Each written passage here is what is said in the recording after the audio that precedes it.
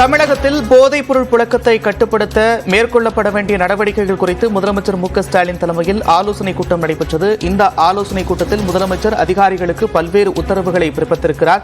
போதைப்பொருள் ஒழிப்பு நடவடிக்கைகளை தீவிரப்படுத்த வேண்டும் என்று காவல்துறை உயரதிகாரிகளுக்கு அவர் உத்தரவு பிறப்பித்திருக்கிறார். துறை வாரியாக செயல் திட்டங்களை ஒருங்கிணைந்து நடவடிக்கை எடுக்க வேண்டும் என்றும் அதிகாரிகளுக்கு முதலமைச்சர் மு.க.ஸ்டாலின் தெரிவித்திருக்கிறார்.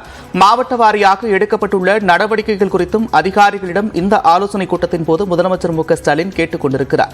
போதைப்பொருள் ஒழிப்பு நடவடிக்கைகளை தீவிரப்படுத்த காவல்துறை உயரதிகாரிகளுக்கு முதலமைச்சர் மு.க.ஸ்டாலின் அறிவுறுத்தியுள்ளார்.